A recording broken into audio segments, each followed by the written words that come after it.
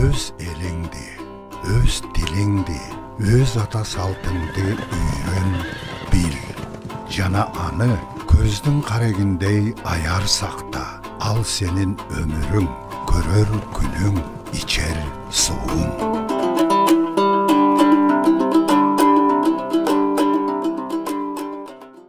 Арыбаңыздар, біз буга чейин өткөн жылы үй бүлө темасына кайрылдык. Анан бул жылы үй бүлөдөн кийин урууга чейинки бир бөлүнүштөргө, топторго токтололу деп отурабыз. Анткени мына үй бүлө деп атабыз, андан кийин тукум деп атабыз, андан кийин урук, анан уруу деп атабыз. Демек, биздин алгачкы жаңы жылдагы көрсөтүүбүз негизинен уруу институтунда болмокчу. Өзүңүздөр билесиздер, биздин көрсөтүүбүз борборубузду жакалап турган Көк Жар айылындагы Супара этно борборунан тартып келатабыз. Биз ошо ак өргөсүндө туруп атабыз. Супара этно борбору ошо борборубузга келген, жалпы Кыргызстанга келген меймандар үчүн, туристтер үчүн бул өзгөчө бир кыргыз таанымды калыптандырган өзгөчө жай десек болот. Анткени бул борборго келерибиз менен биз кыргыз жашоосун элестетебиз. Эми мына жогоруда айтып өттүм, ошо ак өргө деген кыргыз үйүндө отурабыз деп. Мына ошо ак өргөгө мен бүгүн ушул уруу институтунда кеп кылыш үчүн Бак-Дөлөт коомдук фондунун жетекчиси Мелис Мураталиевди чакырып отурам. Мелис Мураталиев биздин көрсөтүүбүздүн активдүү катышуучусу десек жаңылышпайм. Кыргыз тааным боюнча мына 10 жылдан ашып калды, 10 жылдан ашып калды, андан да көбүрөөк. Ошо кыргыз таанымды калыптандыруу боюнча бир топ эмгектердин ээси. Ошол кыргызды байыртан бери сактап келаткан 4 институт деп айтып келе жатабыз. Үй бүлө институту, уруу институту, аксакалдар институту, анан курултай институту. Бирок мына үй бүлө институту албетте бул өтө чоң тема. Бирок бүгүнкү сөзүбүз ошо уруу институтунда болсо жакшы болот эле. Бирок биз урууга чейинки баскычтарды бир талдап өтсөк дегенде. Кыргызда тилекке каршы азыркы кыргыз коомунда мындай бир түшүнүк калыптанып калганда, уруу маселесин козгосок эле, уруу деген сөздү айтсак эле, уруучулук маселеси жөнүндө бул бир бөлүнүүчүлүк алып келет деп ушундай бир түшүнүп калганбыз да. Мен муну эмне үчүн айтып атам? Себеби могу өткөн бийликтердин кайсы биринин тушунда экенин билбейм, бир 4-5 жыл болуп калды го. Борбор шаарыбыздын чоң көчөлөрүндө, анан республикалык трассалардын боюнда дагы мындай бир чоң билборд деп коет го, баннерлер илинип калган эле да. Ошол жерде бир Манастын эстелигин сүрөтүн тартып туруп, анан урууну ойлобой, улутту ойло деген бир уран чакырыктар туруп калган да. Анан ошол сөздү окуганда мага бир башкачадай кабылданды да. Себеби урууну ойлобой туруп, улутту кантип ойлойбуз деген мен бир башкача талдадым. Бүгүнкү күндө көрсө уруучулук дегенде бул бир трайбализмден, саясий бир терс көрүнүштүн бир түшүнүгү катары калыптанып калыптыр да. Бул эми жанагы шайлоонун астында болгон шайлоолордо, көбүн эсе шайлоолордо пайдаланып атпайбы анычы. Анан эми уруучулук десе эле бул бөлүнүүчүлүк, бул ар ким өзүнүн көмөчүнүн гүлүнө тартат дегендей, өз гүлүнүн көмөчүнө тартат дегендей бир мындай туура эмес калыптанган түшүнүк болуп, бизди бир адашуу жолуна салып койду деп мен ойлойм да. Себеби эгерде уруучулук жөнүндө сөз кылсак, мына сиз туура айтып атасыз, бул өзүнчө институт түшүнүк катары. Муну терең талдамайынча, аны өзөгүн түшүнмөйүнчө биз дагы деле ошентип адашып жүрүшүбүз мүмкүн да. Бул бөлүнүүчүлүк алып келет. Мисалы, биринчиден уруучулук эч качан Кыргызды бөлбөйт. Мен ушунусунан баштагым келип атат. Мисалы, эгерде санжырага таянсак, же болбосо кагаз бетине түшүп тарых деп, илим деп аталганы баягы Кыргыздын 19-кылымдын аягында, 20-кылымдын башында белдүү Кыргыздын ичинен чыккан тарыхчылар деп аталган ошол эле Белек Солтоноев менен Усманалы Сыдыковдун эмгектерине таянсак, алар деле санжырага таянып эле изилдеген да. Ал жерде уруу деген түшүнүк кенен жазылат. Ошол уруу алардын биримдиги, же болбосо союзунан келип чыккан бир эл деген тутум келип чыгат да. Демек, кыргыз эли өз урууларынын биримдигинен түзүлгөн, куралган деген түшүнүк бар да. Анан эч качан уруучулук бул бөлүнүүчүлүккө алып келет деген түшүнүк болгон эмес. Тескерисинче ошо ар ким өзүнүн уруусун билип, ошо уруусунун тутумунда туруп, анан ошо уруулардын башы биригип келип туруп бир элди түзөт деген түшүнүк бар да. Ошондо дагы уруучулук жөнүндө сөз кылганда мен эң алгач ошо эл деген сөздү бир аз чечмелеп келгим келип атат да. Маселе биз кыргыз эли деп көп айтабыз. Мисалы, анан кыргыз улуту деген да түшүнүк бар.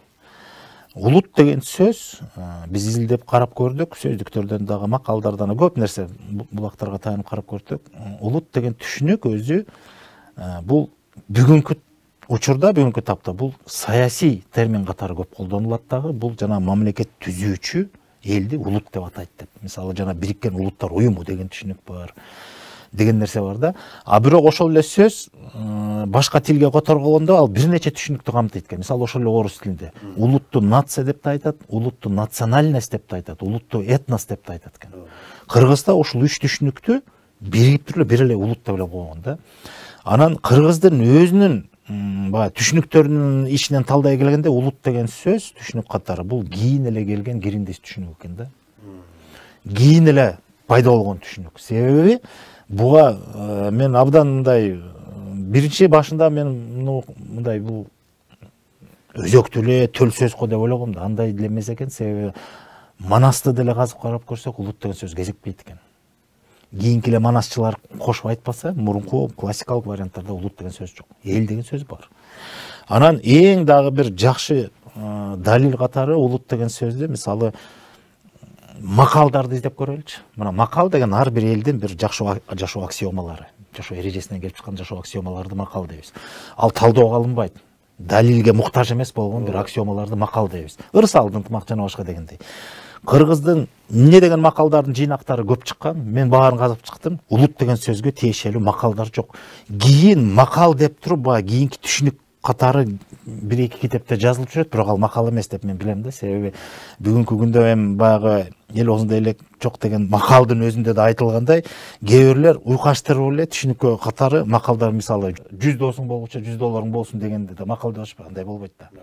Биринчиден башка элдин түшүнүгүнөн баягы не имеет рублей, а имеет друзей дегенди кыргызчалап туруп анан кыргызды макал деп бергендер алып четтен чыгат. Ал макал деп эсептелбейт. Ошондойлор сыяктуу улутка тиешеси бар. Ушундай бир эки сөз бар. Улут тилиң менен улутсуң деген сыяктуу ушундай нерсени макал деп жүрүшөт. Ал макал эмес. Бул белгилүү акындын ырсаптарынан эле келип чыккан түшүнүк. Улут деген сөз катышкан бир да кыргыздын макалы жок экен. Ошондон улам бул улут деген кийин кече эле пайда болгон түшүнүк экен деп биз билдик. Тил окумуштуулардын айтымында улут деген бул саясий термин катары пайдаланып жүрөт. Ал нейша анан этнос деген түшүнүктөн келип чыккан.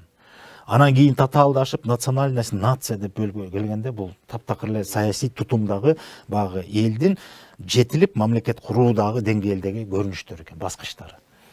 Эми улутту түшүндүк. Эл деген түшүнүк мына бул кыргыздын төл сөзү, өзөктүү түшүнүк. Эл менен улуттун айырмасы бар. Бүгүн улутту биз көп эсе жана этнос деген түшүнүккө байлап атабыз. Тили бар, салты бар, маданияты бар деген түшүнүктө өзүнүн бир тарыхый улуттук баалуулуктар деп коебуз мисалы.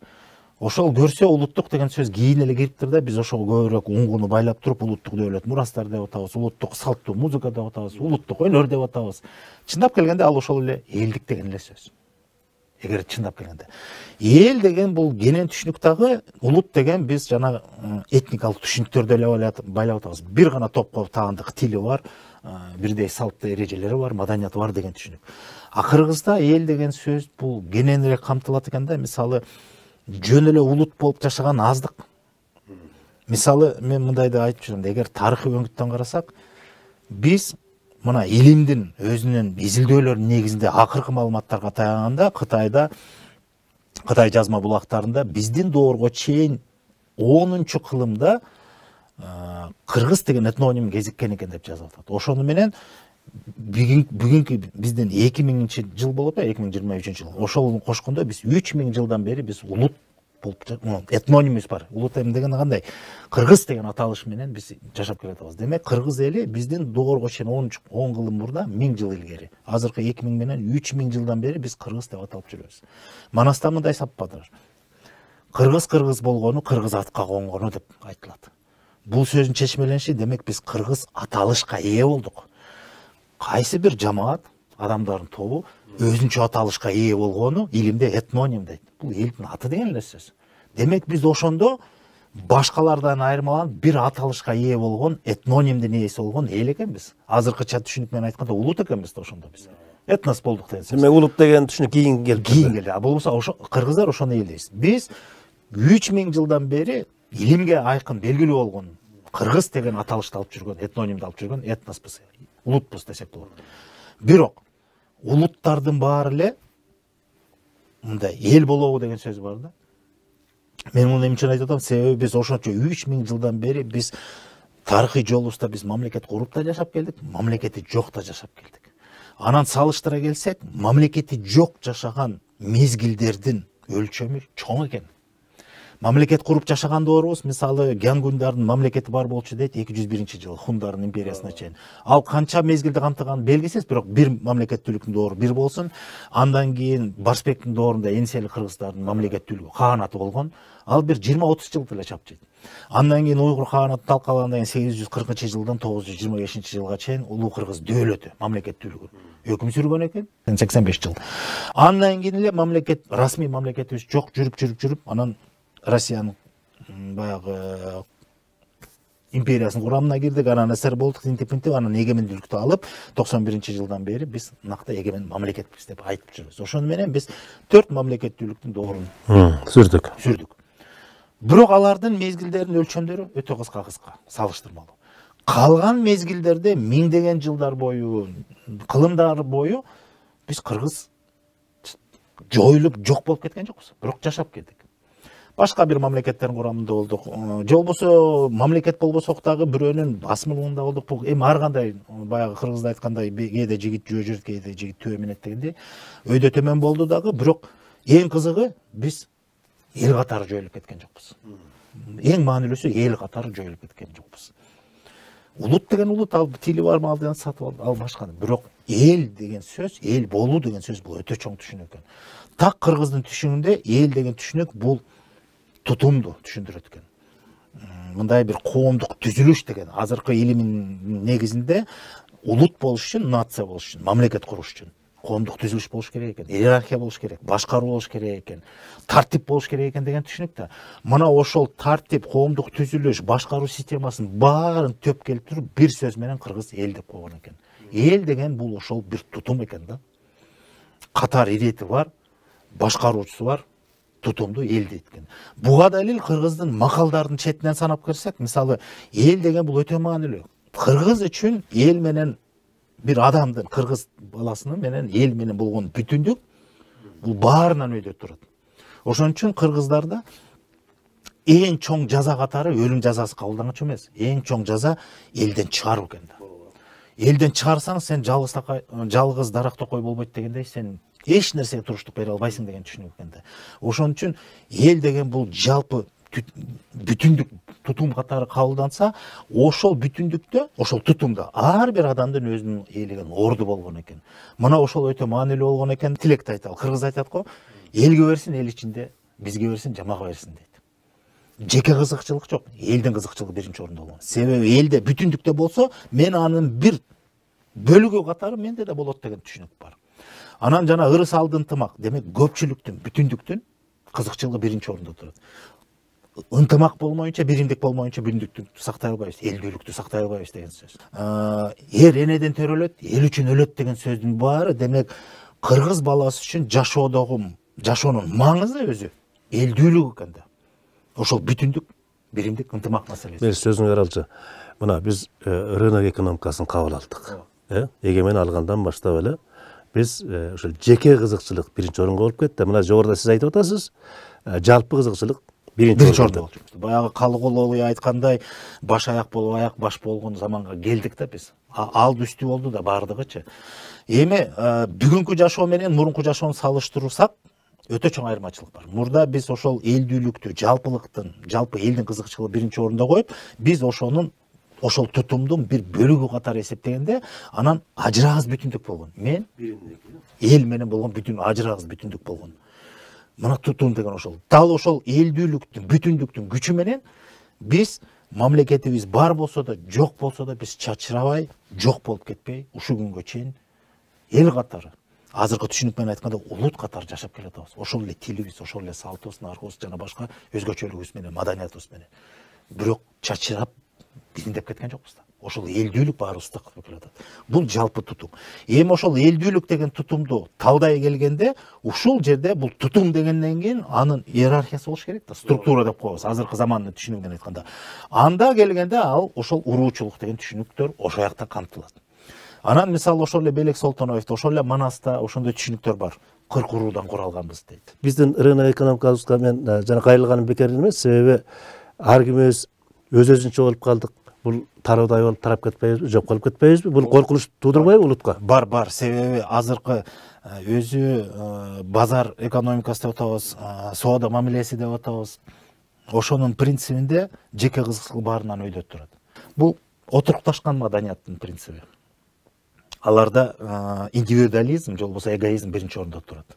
Биринчи мен, андан кийин. Мисалы, батышты билимин азыр окуп эле атпайбызбы? Ошол эле Адам Смиттин теориясы, ошол эле теория Маслоудун теориясын карап келсек, жеке биринчи адам өзүн ойлойт. Өзүнүн камсыз кылуу маселеси. Курсагы тогуш керек, кийими бүтүн болуш керек, үшүбөш керек, тинтпеш керек деген сыяктуу нерселер барып туруп, анан жана жалпы элдик кызыкчылык ал кийинки орунда турат. Бизде көчмөндөрдө, биз көчмөн маданиятыбыз, бизде такыр бөлөк болгон.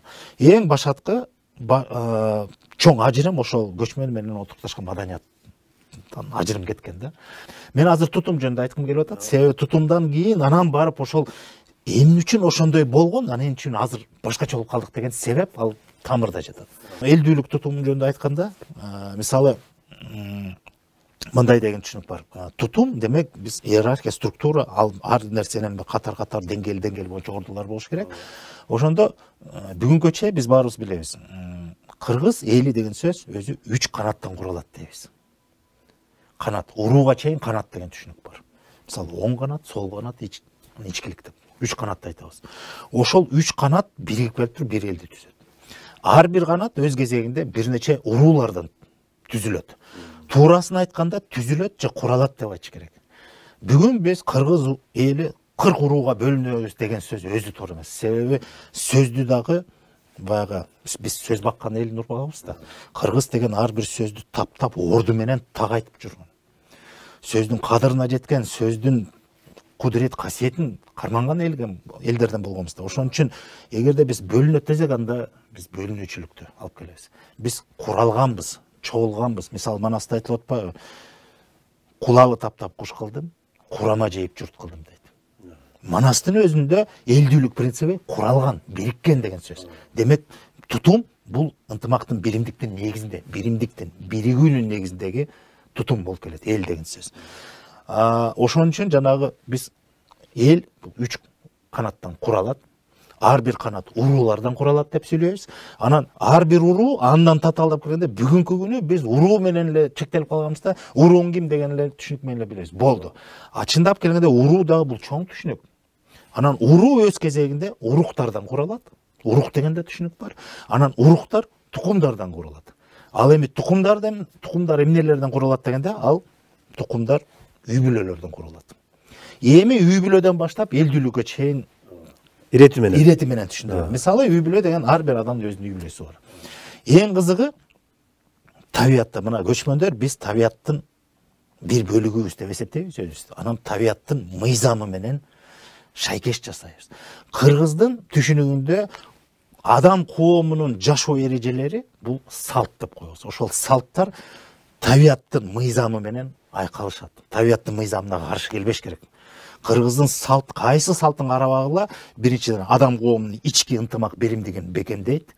Экинчи маселе табият менен шайкеш келет. Табиятка каршы иштебейт. Бир да салт. Демек, кыргыздын салты эки гана маселени камтыйт. Табият менен адамдын байланышы, же болбосо бүтүндүгү, тең салмактуулугу. Экинчиси адам коомунун ички бүтүндүгү, ынтымагы, бекемдиги. Анан ошол салт дегеним ошол биз табияттын бөлүгүбүз деп атпайбызбы? Адамдардын ортосундагы жакындыкты билдирген эң чоң сезим табияттан. Бул кан менен бирип турган сезим. Бул ата бала. Же ата эне бала деп коелу. Бала дегенде кыз эркек айырмасы жок. Ата эне менен баланын ортосундагы байланыш бул табигый байланыш да. Мисалы, биз табияттан көп нерсени үлгү алып жашашыбыз керек. Биздин ата бабалар жашап келген. Мисалы, биз өзүбүз да табиаттын бөлүгүбүз. Мисалы, табияттан байкап көрсөңөр, азыркы заманда баягы илим техника өнүккөндө, мисалы, жана социалдык тармактарда, видеолордо мындай бир тасма тарап жүрөт. Тоок, кадимки эле тоок, үй жаныбары деп коебуз, балапанын коргойм деп бүркүт менен алышып атып, бүркүттүн көзүн оюп кетип атат. Тоок. Мындай акылга сыйбай турган нерсе. Себеби, эгерде балапанды алып койсок, тоок менен бүркүттү мындай бир беттештирсек, эмне болот? Биз аны дароо түшүнөбүз. Тоок жем болору анык. Бирок балапан үчүн тоок эбегейсиз эркке, күчкө ээ болот дагы, бүркүттүн көзүн оюп атат. Ушундан улам эмне дейбиз? Ошол жана баласы үчүн туугандык кандык сезим менен бириктирген жакындыкты, ошол сезим эч бир коркунуч калтырбайт экен. Эмне деген коркунуч тоскоол болсо, ага туруштук бере алат экен. Кан менен байланышкан жакындык үчүн, баласы үчүн дегендей. Мына ошол сезим көптөгөн иштерди, эрдиктерди туудурат экен деп коет. Эми адам коомуна келели. Ата эне болуп, ата эне баласы үчүн баарына даяр. Биз баары билебиз. Мына ошондон артык сезим жок болгон үчүн ошол бир туугандык же кандаштык туугандык сезимди кыргыздар жана ырыс алдынтымак көпчүлүк жамаат жалгыз дарак токой болбойт деген түшүнүктөн улам биз эмне кылып атабыз? Ошол бир туугандык сезимди биз элдүүлүк тутумга чейин сактап келип атабыз. Кандай дегенде, мисалы, ар кимибиздин үй бүлөбүз бар. Бирок ошол, мисалы, менин үй бүлөм бар. Менин бир тууганым да бар да, анын өзүнүн үй бүлөсү бар. Ага, менин карындашым дегенде ар биринин үй бүлөсү бар. Бирок ошол бир туугандар биригип, бир тууган үй бүлөлөр келип туруп, белгилүү чекке чейин ошолордун ынтымагы, биримдиги, аны тукум деп айтат. Кыргызда ошол тукум деген сөз өтө маанилүү экен. Мисалы, маселе ошол тукум кандай чекке чейин тукум деп айтылат, андан кийин анан урук деп атпайбызбы? Мисалы, тукумдар дагы ошо туугандыктын негизинде бир тууган тукумдар келип туруп урукту түзөт, бир тууган уруктар урууну түзөт. Үй бүлөлөрдөн, бир туугандардын балда чакасы менен чогулуп, бир үй бүлөдөн чыккандардын, бир туугандардын бала чакасы менен чогулуп, бул тукум болот экен да. Бир эле үй бүлөдөн эмес. Кыргызда тукум деген өтө чоң сөз. Мисалы, байкап көрсөңөр, асыл тукум деп айтабыз. Малга карата да айтылат. Анан адамга да айтканда, менин тукумум деп. Тукум үчүн күрөшүп келгенбиз, тукум көрөлү деп коебуз, Тукум деген өтө маанилүү сөз. Анан байкасар дагы бир кызык нерсе бар. Кыргызда мындай сөз бар. Эгерде мыкты адамдан начар бала болуп калса, эми төрөлгөндөн эмес, маселе төрөлүп анан начар адам чыгып калса, илгеркилер мынтип айтчу экен, кабатан кери ушундай жакшы адамдан баласы карачы кандай болуп калды. Анан ошол көрүнүштү каймана түрүндө мынтип айтчу экен да, ал баласы тукум болбой урук болуп калыптыр деп койчу. Ушуга келгенде биздин башыбыз сынды да. Ал эмне деген сөз? Тукум болбой урук болуп калды деген. А биздин элдүүлүк тутумда тукум анан урук дегенде түшүнүк бар да. Эмне үчүн ошондой айтылып калды дегенде, анан бул жерден биз дагы тереңирээк изилдеп, салыштырып, изденип көрсөк, бир кызык маселе жатат экен. Азыркы замандын илимдин жетишкендиги боюнча мындай деген түшүнүк келип атпайбы? Мисалы, тукум куучулук эркектин жолу менен берилет. Биз билебиз, муну жанагы ДНКнын деңгээлинде Y хромосома деп коет. Ал эркектики, анан митохондриальный ДНК деп коет, ал энелик жагы. Ал башка, энелик жагы, ал жанагы мүнөз, жөндөмдөрдү көбүрөөк ошону камтыса, ал эми тукум куучулук касиетте адамдын аталык жолу менен буйт, ал Y хромосомасы кетет экен. Анан ошол илимде мынтип далилдешиптир да, жакында эле далилдешти.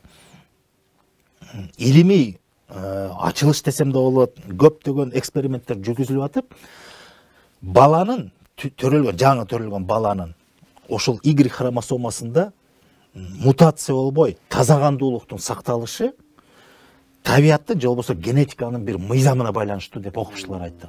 Ал мыйзам кандай деп айтса, ал деп айтып атат.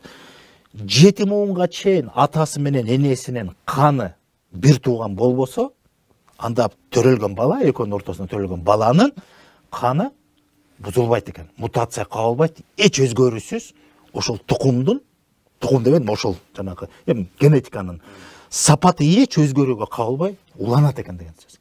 Эгерде 7 муунга чейин атасы менен энеси 7 муунга чейин экөөнүн 7 муунга чейин каны окшош болуп чыкса, демек бир тукумдан болуп калса деген сөз. Анда ошол экөөнүн төрөлгөн баланын канында мутация процесси жүрөт экен. Мутация процесси деген сөз уже кан өзгөрөт деген сөз. Эми карап туруңар. 7 мыңга чейин Кыргызда мындай түшүнүк бар. 7 атага чейин кыз алышпайт, беришпейт деген сөз бар. Бул эмнеден уламайт? Бул деген сөз ошол тукумубуз бузулбасын деген сөз. Ар бир үй бүлө үчүн балдары тукум болуп атпайбы, уланып атпайбы? Тукумдун уланышы деген сөз демек генетикасы, каны, азыркыча айтканда ДНКсы бузулбай, ошол асыл тукум улансын, бузулбаган тукум болсун деген сөз демек 7 муун менен чектелет экен. Кыргыздар 7 муунга чейинки туугандардын баарын тукум дейт. Bizde biz айтып атпайбыз, siz айтып атасыз, бир чоң үй бүлөнүн бир тууган бала чакасы бир тукум. Жок, тукум деген 7 атага чейин сүрүлөт экен. 7 атага чейинки туугандардын баары биз бир тукумбуз деп айтат экенбиз. Ошол 7 атага чейин кыз алышпай беришпегенибиз бул табияттын мыйзамына багынат экенбиз. Кыргызда айтат, бирөө жөнүндө сөз кылса, бир кыйын кишиге анан бирөө ага жакын болсо айтат, "Ой, ал биздин тууганыбыз" деп айтабыз. Анан кандайча тууган деп сураштыганда, "Биз кыз алышпаган тууганбыз" дегенде, тукуму бир экен дейбиз. Кыз алышкан туугандарданбыз десе, анда ал эмне болуп кетет? Бир тукумга жатпайт, бирок кеги бир. Анда ал урук болуп кетет демек. Бир уруданбыз, бир урудан экенин анык, бирок кандай деңгээлде кыз алышкан туугандарданбыз десек, демек 7 атадан ары өтөбүз. Биз кыз алышсак болот. Бирок тууганбыз, тегибиз бир. Анда ал урук болуп кетет экен. Эми урук деген сөз эмне? Урук жана 7 атадан өткөндөн кийин жанагы тукумдун асылдуулугу бузулбайт экен. 7 атадан өткөндөн кийин эгер кан кошула берсечи, бул табияттын мыйзамы экен, генетика мыйзамы деп коет окумуштуулар. Биздин түшүнүгүндө бул табият да, генетика деле. Табияттын мыйзамын биздин ата-бабалар, бабалар илгертен бери түшүнүп, 7 атага чейин кыз алышпай беришпей, тукумду бузбай, асылдуулугун сактагандан сыры ушунда экен. Ошону тукум деген экен. Ошон үчүн жөндөн тукум деп өтүрдү. Анан жана баласы начар чыкса тукум болбой урук болуп калыптыр деген сөз демек атасынын асылдыгын баласынан көрө албай койдук, демек тукум бузулган экен деген сөз да. Бул жана түз мааниде кан аралашкандан эмес, бул демек атасына тете эмес, ошол тукумдун сапатын алып жүрбөй, ошонун уңгусун көрсөтө албай койду деген мааниде, эми андан деле бала төрөлөр, тукум болуп, урук боло берет деген мааниде айтылган каймана сөз экен да. Тукум деген сөздүн ачкычы жана 7 муунга чейин экен. Демек, биз санжырабызды иликтегенде 7 атага чейинки баардык туугандарыбыз биз бир тукумбуз деп эсептешибиз керек экен. Ошондон экен. Эми кийинки маселе. Бир тууган тукумдар келип туруп урукту түзөт. Жок, урукту түзөт. Бирок жашоодо ар кандай мындай бир көрүнүш бар да. Мисалы, согуш болгон, кыйынчылык болгон, жут болгон, ар кандай себептер менен элдин саны көбөйбөй калышы мүмкүн. Анан тукум болгону бирок эгерде тукум, мисалы Кыргызда айтат го, баш өскөн тукум дейт. Тукумун мисалы жана Кыргызда бата бергенде да айтабыз го, мен муну мындай кошумча иретинде айтып атам. Бата бергенде жанагы өркөнүң өстүн деп бата беребиз го. Өркөн. Кээ бирлер өркүнүң өстүн дейт. Өркөн деп айтыш керек. Өркөнүң өстүн. Өркүн деген башка, өркүндөө деген ал башка. Анан өркүнүң өстүн деп кээ бирлер сөз айтып, бул жерден адашып атат. Эмне үчүн өркөн? Өркөн деген башка маани экен. Анан маселе бирөөгө өркөнүң өстүн деп бата бергенде бул бир кызык нерсе экен да. Эмне үчүн ошондой айтылат дегенде бул кызык нерсе бар экен. Абрамзондун изилдөөсүндө мындай бир көрүнүш бар экен. Кыргыздын санжырасы бул керемет дейт. Анан мынтип айтат. Жаппадан жалгыз ушу Кыргыз элинден бир көзөктөргөн бир өзгөчөлүктү мен байкадым, ушунусуна суктандым деп Абрамзон жазып атат. Мисалы ал өзүнүн орус эли менен салыштырат. Бизде дейт, ата текти кубалаганда биз ата чоң ата деп коебуз, болду. Андан кийин бүт баары чоң ата деп коет. Мисалы отец, дед, анан прадед, 5-й, 6-й, 7-й, 10-й прадед деп эле коебуз дейт. Болду дейт. Кыргыздарда дейт, ар бир муундун өзүнүн аталышы бар. Мисалы ата, чоң ата, баба, буба, жото, жете деп отуруп, ар бир муунду өзүнчө аталыш бергени бул өтө кызык. Демек, ошончолук маани берет дейт. Эмне үчүн ошондой ар бирөөнүн өзүнчө ата? Демек, бул да жөн эмес да. Ошого маани берген деген сөз да. Демек, канды текти кубулап, кандын тазалыгын сактаган. Ошол жана жет атасын билбеген жетесиз кул деген сөз, жетелүү деген сөз, бул демек бир тукумдун ичиндебиз деген сөз. Жет атага чейин болот. Тукумга таандыгын билгизбесе, анда кайсыл элдин өкүлү экенин деле анык билбейт деген сөз да. Көрдүңүз бе? Ушуну менен бул жанагы азыркы түшүнүк менен идентификация, паспорт ушуну менен эсептешкен. Жет атасын сурап туруп эле кайсы тукумдун өкүлү экенин билсең, тукумду билсең, анда сен урукка таандыгыңды, урууга, анан элге таандыгыңды ушундан эле билген деген сөз. Эми Абрамзонго кайталы. Ал айтып атат, жет атасы эмес, тети канча атасына чейин жанагы аталыштарын билет. Бирок эң кызыгы, булар келечек муунду да сүрөт экен. Тамыр тааныган бирок келечекти деп, мисалы биз билебиз, орустар айтып атат. Сын, внук, болду, анан правнук. А кыргыздар дейт, келечекте муундарын бала, небере, чөбөрө, кыбыра деп отуруп, 20-чы муунун өркөн деп аталат экен. Анан кыргыздар өркөнүң өссүн деген сөзүң сенин 20-чы муунуңа чейин өркүдөп өс деген сөз. 20-чы баланын 20-чы аталышы өркөн. Өркөн деген. Келечекте муундардын. Ошол өркөнүң өссүн деген батада, демек сенин келечегиң тукумуң өссүн деген сөз. 20-чы муунга чейин изиң жоголуп кетпесин деген сөз. Демек бул жашоодо бар бол, тукумуң улансын деген. Ошого чейин атың өчпөсүн деген. Атың өчпөсүн деген сөз, туура. Ушундай тилек экен, көрдүңөрбү? Бир эле сөздө эмне деген ашкыч жатат. Ошол өркөн деген 20-чы муун экен. Эми кайра кайтып келели. Жанагынтип тукуму өскөн, тукуму ар кандай себептер менен кырылат, согуш болот, же болбосо ар кандай себеп болот.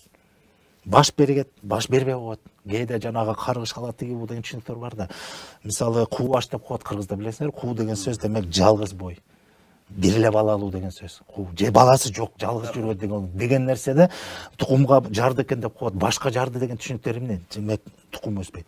Мисалы маселе аларда 7 атага чейин тукум болуп эсептелет, бирок саны жагынан аз келет.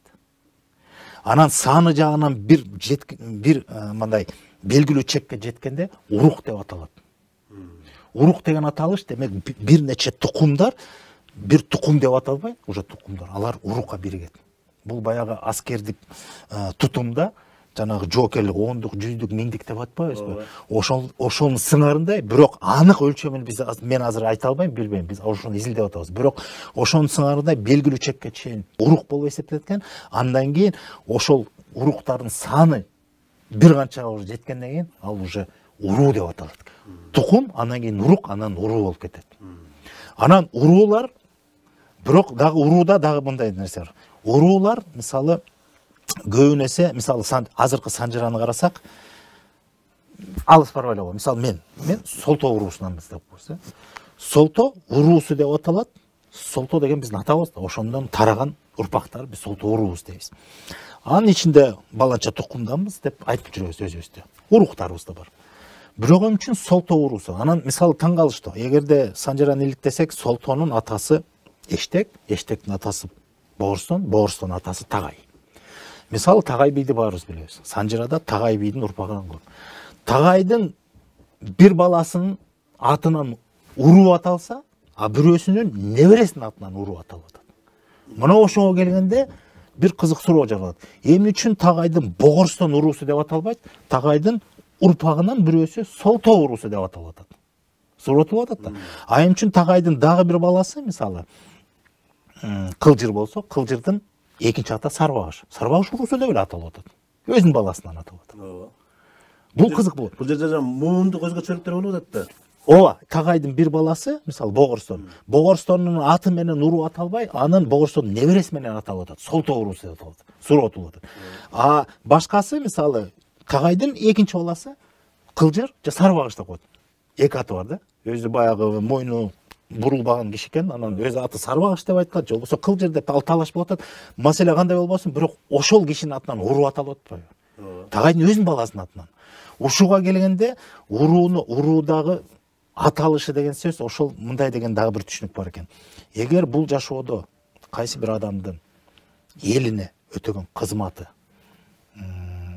сиңсе, кызматы жагына милдетин так аткарса, өзүнүн жашоосу менен өрнөк тапса, башка элге өрнөк болуп, үлгү болуп, кайсы тарабынан болбосун ушундай бир алымдуу болуп туруп, элдин эсинен кетпесе, ошол адамдын аты аталып, баланчанын урпактары деп аталып, анан эли көбөйгөндө уруунун ошол адамдын аты менен чакырылат дагы, ошол ысым элдин эсинен кетпейт экен. Анан урпактары да ошонун ысымын атап, биз ошонун урпагыбыз, биз ошонун баласыбыз, тукумубуз деп атап менен ошол ысым жалпы элдин наң сезиминен орун алып калса, ал бекерден эмес, ал эмгеги сиңген да ошончолук. Анан ошентип уруу пайда болот деген сөз экен. Анан ошентип уруунун аталышы белгилүү бир эмгеги сиңген жалпы журтка ушундай бир таасирлүү болгон. Ал өзүнүн гана урпактары эмес, бүтүн кыргызга таасир этсе, анан бүтүн кыргыз эсептешип ошол адамдын ысымын атап жүрүп, анан анын урпактары көбөйүп атат да. Анан барып ошол уруу ошол инсандын аты менен аталып калат экен. Уруунун аталышы ошол. А болбосо кээ бир уруулар бар, биз билебиз. Байыркы уруулар. Мисалы, Кушчу деген уруу. Качан пайда болгон? Же Найман деп коебуз. Же Кыпчак деп коебуз. Ал мына кечээки тагайдан берки аталардын аттары эмес, ал байыркы. Демек ошол убакта ошондой атактуу инсандар чыккан, ошолордун аты өчпөй уруу болуп келе берет экен да. Анан ал жагына тутумдук жагынан дагы эл саны көбөйүп кетсе, анан уруулар анан өз ара жана тукумда уруктар, анан ошол жана элдин саныны жагынан бир чекке жеткенден өзүнчө анан аларда уруу болуп калат. Бирок ошондо дагы ошол кимиси эмгеги сиңип жалпы элге эмгеги өтүп жана өрнөк таштап, же болбосо ушундай бир элге алынып, элдин эсинен кетпей ат аталса, анан ошондой уруу деп аталат деген түшүнүк бар экен. Бул жалаң гана ушундай деген сөздөн аласызбы? Биз издеп ушундай байкадык, ушундай өзгөчөлүк. Бүгүн изилдөөнүн үстүндөсүз. Дагы бүтүп элекпиз. Анан жанагы жанагы урук менен уруунун дагы анығын жетелекпиз. Бирок тукум деген жанагы нерсе менен жеттик. Себеби тукум бул 7000 чейин жете атабыз. Андан аркы тарыхты да казып жүрүп отуруп, ошондо бир сыр ачылат го деген ишеничтебиз. Бирок уруктун чегин биз тактадыкпы? Жок, уруктун чегин тактай албай атабыз. Урук менен уруунун чеги такталды элек. Муундук өзгөчөлүгү канчага чейин муун болот, аны такталды элек. Анан эми бул жерде дагы бир суроо болуп атат. Мен башында аны бекер айткан жокмун. Жана бир туугандар, мына бир үй бүлөдөн тараган бир туугандардын тобун, мына өзү эле айтылып калды. Аны топ деп да айтабызбы? Үй бүлөдөн кийин топ бар да. Сизден тараган балдардын бала чакасы менен уул балдарды айтып атам. Бала чакасы менен бир топ. Мелистин тобу. Ал жана тукумдун ичинде ошондой өзгөчөлүк айтылат. Кээ бир аймактарда топ деген түшүнүк айтылат. Биз баланча топпуз деп өзүнүн атасын айтат. 4-чү атасын, 3-чү атасын балдары дегендей. Бирок ал бир тукумга кирип атпайбы? Эми табиатта адамдын байкоосу боюнча, кыргыздардын байкоосу боюнча жана туугандыктан артык жакындык болбойт экендигин билгенден кийин биз ушул тууганчылыктын негизинде, тууганчылык сезим негизинде биз коомдун тутумун ошонун негизинде байладык дагы. Ошо тууган кайсы болбосун тетиги жалпы жанагы 3 канат биригип туруп бир элбиз деп атпайбызбы? Ошондо деле баары кандашпыз да. Ошондой туугандык сезимдин негизинде ошол элдүүлүктү байлап келгенбиз. Себеби табиатта ал бар. Болгону табиатта мисалы 2-3 муун өткөндө унутулуп калышы мүмкүн. А кыргыздын мыктылыгы эмне? Жакындыкты, элдүүлүктү. Ошол кандаш туугандыктын негизиндеги жакындыкты принцип кылып туруп, ошону унутпаш үчүн жана санжыра кууп, ата-бабаны изилдеп, ошону айтып, 70 муунга чейин айтып келип туруп, биз бир атанын урпагыбызбыз деп, анан элбиз деп келгенбиз. Ошол кан бизди бириктирет деген түшүнүк. Мына элдүүлүк деген ошол. Бул элдүүлүк өзү табигый принциптин негизиндеги жакындык. Адам коомунун жакындыгы.